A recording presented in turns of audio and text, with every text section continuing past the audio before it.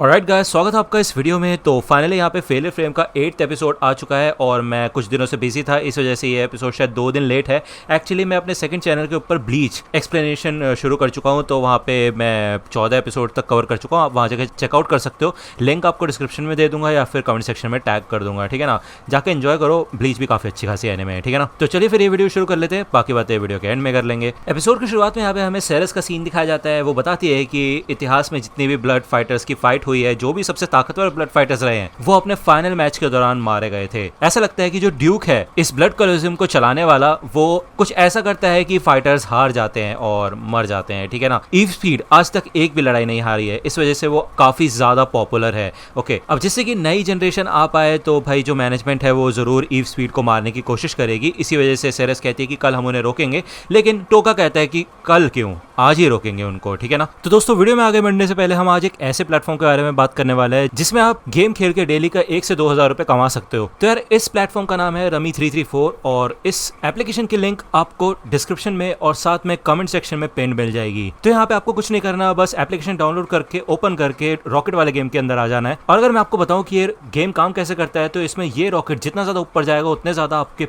Coins increase होंगे। और आप साइड में ये भी देख सकते हो कि कितने सारे लोगों ने अभी इस समय कितने कॉइन्स लगा रखे हैं। तो यार, अभी तो मैंने सिर्फ थोड़े कॉइन लगाए थे और शुरू में ही ये रॉकेट अभी क्रैश हो गया। अब आप देख सकते हो कि ये रॉकेट ऊपर जाना शुरू हो चुका है। तो यार, आप समझ गए होंगे कि जितना ज्यादा ये रॉकेट ऊपर जाएगा उतने ही ज्यादा हमारे कॉइन्स बढ़ेंगे। अब जैसे यहाँ पे 2 से ऊपर पहुंच गए तो मैंने एग्जिट कर दिया है, ठीक है। एंड मैंने अभी आपके सामने यहाँ पे 1000 रुपए का प्रॉफिट कर लिया है। इसके बाद अब मैं इसको आसानी से विड्रॉ भी कर सकता हूँ और आप ये सारे गेम खेल के और भी ज्यादा पैसे कमा सकते हैं। तो गाइस, जल्दी से जाके आप इस एप्लीकेशन को डाउनलोड कर सकते हो और ये सारे के सारे गेम खेल के डेली का 1 से 2 हज़ार रुपए कमा सकते हो। दूसरी ओर यहाँ पे हमें ईव स्पीड का सीन दिखाया जाता है, जो कि जब यहाँ से जा रही होती है तो उसको एहसास हो जाता है कि कोई उस पर नजर रख रहा है और ये और कोई नहीं बल्कि टोका होता है। अब वो कहता है कि ईव स्पीड, मैं तुमसे कुछ कहना चाहता हूँ और तुमसे कुछ बात करना चाहता हूँ। तो ईव स्पीड कहती है, मैं तुम्हें पहले बता चुकी हूँ कि मेरे को फॉरबिडन विच के बारे में कुछ नहीं पता है, ठीक है ना। तो टोका कहता है कि ये बात झूठ है। तो ईव स्पीड कहती है कि तुम कितने मतलबी हो यार, तुम मेरी बात पे यकीन भी नहीं कर रहे। तो सेरेस पीछे से आती है, वो कहती है हाँ वैसे ये बात है तो झूठ ही। टोका कहता है कि चलो ये फालतू बकवास बंद करते हैं ईव स्पीड और अपनी काम की चीज पे आते हैं, ठीक है ना। तो यहाँ पे ईव स्पीड लड़ने के लिए तैयार हो जाती है। वो कहती है कि तुम्हारा मकसद क्या है। अब टोका कहता है कि मैं बस तुम्हारी मदद करना चाहता हूँ। वो बता देता है कि मतलब असली सीन क्या है। जो ड्यूक है वो कल की बैटल में ईव स्पीड को मरवाने की कोशिश करेगा।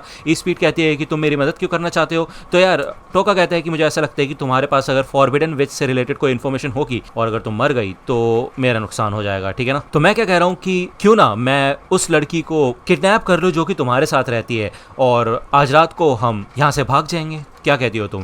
तो यार, ईव को गुस्सा आता है। वो कहती है कि हिम्मत भी मत करना उसके ऊपर उंगली भी उठाने की, ठीक है ना। एनीवे, यहाँ पे सारी की सारी बातें होने के बाद भी ईव स्पीड इस प्लान से एग्री नहीं करती। वो कहती है कि नहीं, मैं ऐसा नहीं होने दूंगी, थैंक यू मेरे को प्लान बताने के लिए, लेकिन मैं लड़ूंगी, ठीक है ना। क्योंकि अगर मैं सिस्टम से उस लड़की को दूर लेके जाऊंगी तो जिंदगी भर बस हम भागते रहेंगे। मैं एक बार को अकेले तो भाग सकती हूँ, लेकिन उस लड़की को अपने साथ लेके उसकी जान खतरे में नहीं डाल सकती मैं, ठीक है ना। और हमारे पास कोई छुपने की जगह भी नहीं होगी।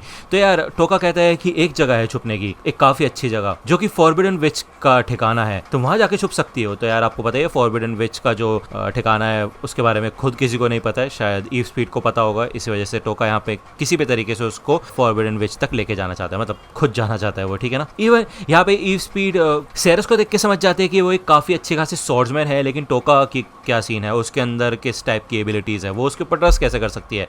तो टोका यहाँ पे बताता है कि उसने स्केलेटन किंग को हराया था, इसके अलावा उसने ब्लैक ड्रैगन नाइट्स को भी हराया था, लेकिन ईव स्पीड उसकी बात पे बिल्कुल भी यकीन नहीं करती।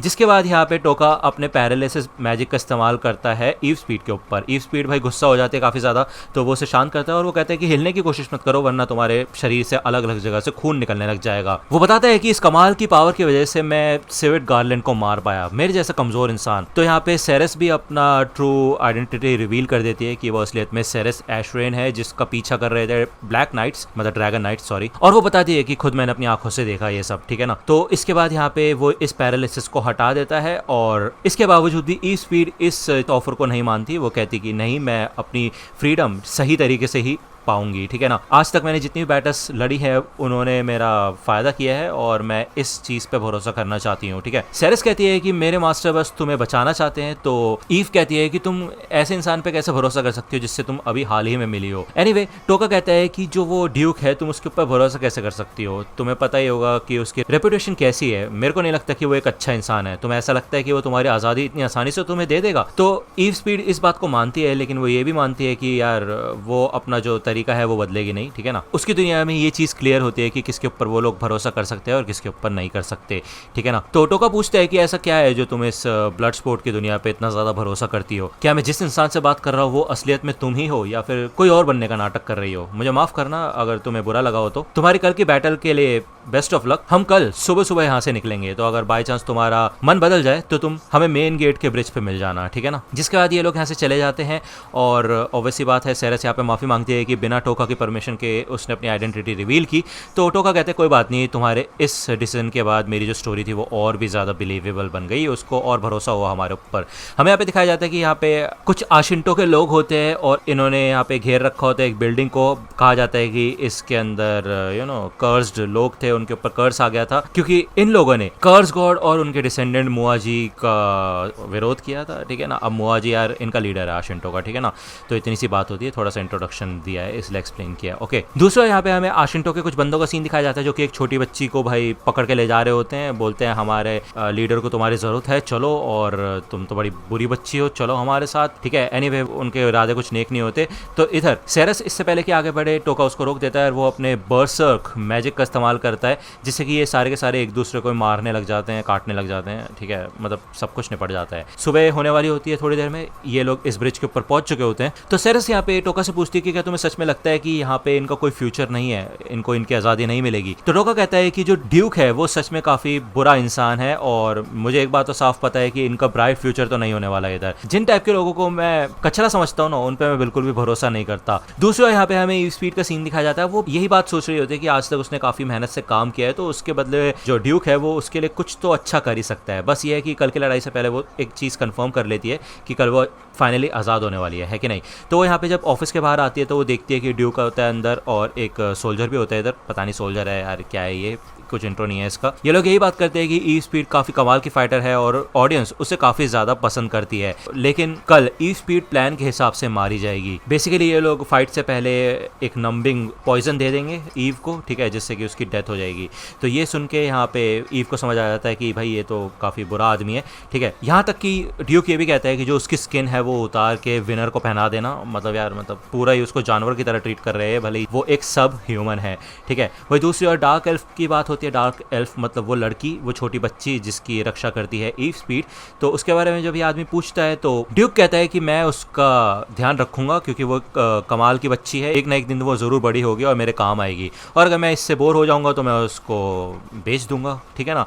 तो यार ये भी काफ़ी घटिया आदमी होता है। अब ये सारी की सारी बातें सुन के बहुत गुस्सा आ रहा होता है ईव स्पीड को, ठीक है। वो यहाँ से जाने लग जाती है।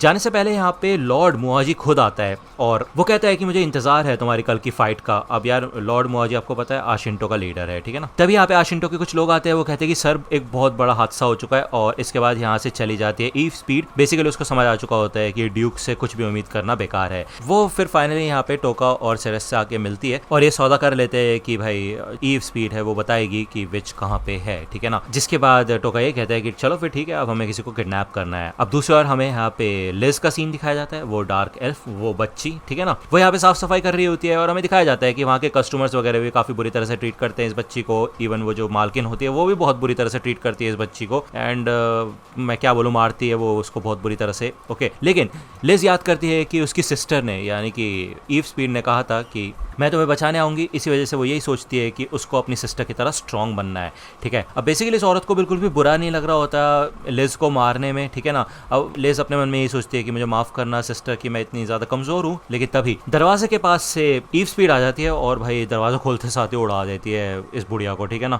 और वो कहती है कि मैंने तुम्हारे पास छोड़ा था इसको देख रेख के लिए और तुम इसके साथ ऐसे सलूक कर रहे हो, अब मैं तुम्हें माफ़ नहीं करूँगी। तो ये बुढ़िया यहाँ पे नाटक करने लग जाती है, कहती है कि मुझे माफ़ कर दो प्लीज़, ये वो फलाना ठिकाना, मैं किसी को कुछ नहीं बताऊँगी, ठीक है। तो ईव स्पीड कहती है ठीक है, फिर अगर लिज़बेथ को कोई भी ढूंढने के लिए आएगा तो उन्हें बोलना कि हम साउथ में गए हैं, तो उसके बाद शायद मैं तुम्हें जानू दूँ, ठीक है ना। तो लिज को लेके ईव स्पीड यहाँ से चली जाती है, लेकिन तभी अंदर आता है टोका। उसको देख के लिज डर जाती है, लेकिन टोका आगे बढ़ता है और वो कहते हैं तुम लोग जा सकते हो। और वो बुढ़िया से ये कहता है कि देखो तुम ये फालतू के नाटक करके ईव स्पीड को फंसा सकते हो, लेकिन मुझे पता है कि तुम झूठ बोल रही हो। तो ये बुढ़िया कहती है वैसे भी तुम्हें पता होना चाहिए कि मैं ही तुम लोगों को ड्यूक से बचा सकती हूँ, पता है ना। तो चलो फिर अब माफी मांगो मुझसे, भीख मांगो अपनी जान की। लेकिन भाई टोका तो भीख मांगने वालों में से है नहीं, ठीक है। उसको खुद काफी ज्यादा गुस्सा आ रहा होता है, क्योंकि वो बचपन में ये सारी चीजें देख चुका है और इतनी बुरी तरह से ट्रीट किया उस बच्ची को इस औरत ने, तो वो उसको ऐसे जाने तो नहीं दे सकता। वो यहाँ पे अपने पॉइजन और पैरालिसिस मैजिक का इस्तेमाल करता है और वाट लगा देता है इसकी। भले ये औरत कहती है प्लीज़ मेरे को जाने दो, अगर तुम मुझे जाने दोगे तुम स्वर्ग में जाओगे।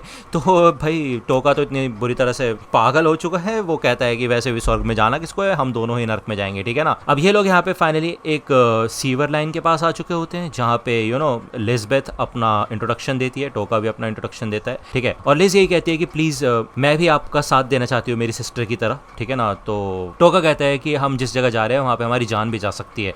तो लिज कहती है कि कोई बात नहीं। अब यार ईव स्पीड पूछती है कि तुम्हारे अंदर से काफ़ी देर से ऐसा लग रहा है कि कुछ लिक्विड की आवाज़ आ रही है। तो यार इसके पीछे और कोई नहीं बल्कि पिगी मारो होता है। पिगी मारो भी अपना इंट्रोडक्शन दे देता है इधर, ओके। अब ईव स्पीड कहती है कि देखो मैं तुम्हें लोकेशन बताना चाहती हूँ फॉरबिडन विच की, लेकिन उससे पहले मैं तुमसे पूछना चाहती हूँ कि तुम्हें उससे काम क्या है। तो टोका बताता है कि मेरे पास एक एंशिएंट स्क्रिप्चर है और मेरे को ऐसा लगता है कि उसमें जो लैंग्वेज लिखी है वो फॉरबिडन विच पढ़ सकती है, ठीक है। तो ईव स्पीड कहती है इसका मतलब ये है कि तुम उसको कोई नुकसान नहीं पहुंचाओगे, है ना। तो टोका कहता है कि जब तक वो हमारे ऊपर हमला नहीं करेगी तब तक तो शायद मैं कुछ नहीं करूंगा। अब यार ईव स्पीड फाइनली डिसाइड करती है कि वो अपनी जान उसके हाथों में सौंप सकती है, टोका के हाथों में। अब टोका कहता है इतनी जल्दी भरोसा हो गया तुम्हें मेरे ऊपर।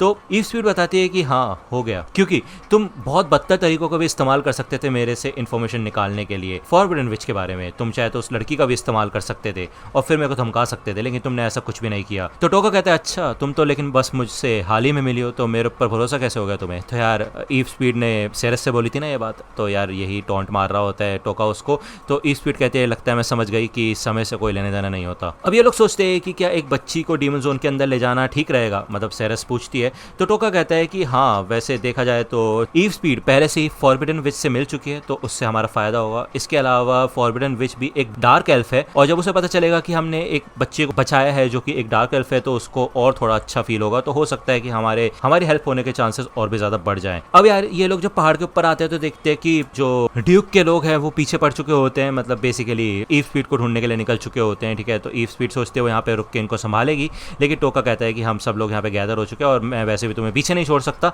तो हम साथ में मिलके इनसे निपटेंगे, ठीक है। अब यार ये लोग दो घोड़ों के ऊपर आग लगा के उनको भेज देते हैं। तो यार जो ये दो ग्रुप्स होते हैं ना पीछे करने वाले, उनमें से एक ग्रुप तो पागल बन जाता है और वो निकल जाते हैं इधर से। अब सिर्फ और सिर्फ एक ग्रुप बचता है जो कि आशिंटो का ग्रुप होता है। जो पहला ग्रुप यहाँ से गया है वो ड्यूक के सोल्जर्स थे, ठीक है ना। तो अब आशिंटो से निपटना इतना आसान नहीं होगा, ये बात पता होता है टोका को। टोका ईव स्पीड से कहता है कि तुम लिज को लेके जंगल में थोड़ा आगे चली जाओ, ठीक है। लेकिन ईव स्पीड कहती है मैं भी यहाँ पे रह के लड़ूंगी। तो टोका कहता है कि यहाँ पे मेरे पास सेरेस है, ठीक है। और वैसे भी तुम्हें क्या लगता है लिज की रक्षा कौन करेगा। तो यार लिज को प्रोटेक्ट करने के लिए यहाँ पे ईव स्पीड को रहना होगा, जिस वजह से ये दोनों साथ रहती है। अब सेरेस के कान में यहाँ पे कुछ कहता है टोका, वो हमें नहीं बताया जाता, हो सकता है कुछ टेक्निक हो, कुछ स्ट्रैटेजी हो, ओके। टोका ये कहता है कि अगर हम जीत नहीं पाए तो हम उन्हें एक ऐसी जगह लेके जाएंगे जहाँ पे एडवांटेज सिर्फ हमारी होगी, ठीक है ना। तो चलो फिर शुरू करते हैं। अब यार ये एपिसोड यहीं पे खत्म होता है यार। नेक्स्ट एपिसोड आएगा मेरे ख्याल से नेक्स्ट वीक, ठीक है ना। और यार आप जाके ब्लीच को भी इंजॉय कर सकते हो। और मेरे को ऐसा लगता है यार जो एक एनिमे है टर्मिनेटर की वो आ चुकी है, शायद सारे के सारे एपिसोड उसके आ चुके हैं, बट यार कोई बोल नहीं रहा उसके लिए कमेंट सेक्शन में। अगर आप लोग देखना चाहते हो तो मेरे को कमेंट सेक्शन में ज़रूर बताना, क्योंकि इस पेज के ऊपर मतलब इस चैनल के ऊपर सिर्फ एक एनिमे कवर हो पा रही है, बाकी दूसरे चैनल पे ब्लीच हो रही है। तो मैं सोच रहा हूँ इस चैनल पे एक और एनिमे शुरू कर लें हम लोग, ठीक है ना। तो यार मेरे को बताना कमेंट सेक्शन में जैसे भी रहेगा। अगर आपको वीडियो पसंद आए तो लाइक करना, सब्सक्राइब कर लो अगर चैनल पर नए हो तो। मिलता हूँ आपसे अगली वीडियो में, तब तक के लिए गुड बाय।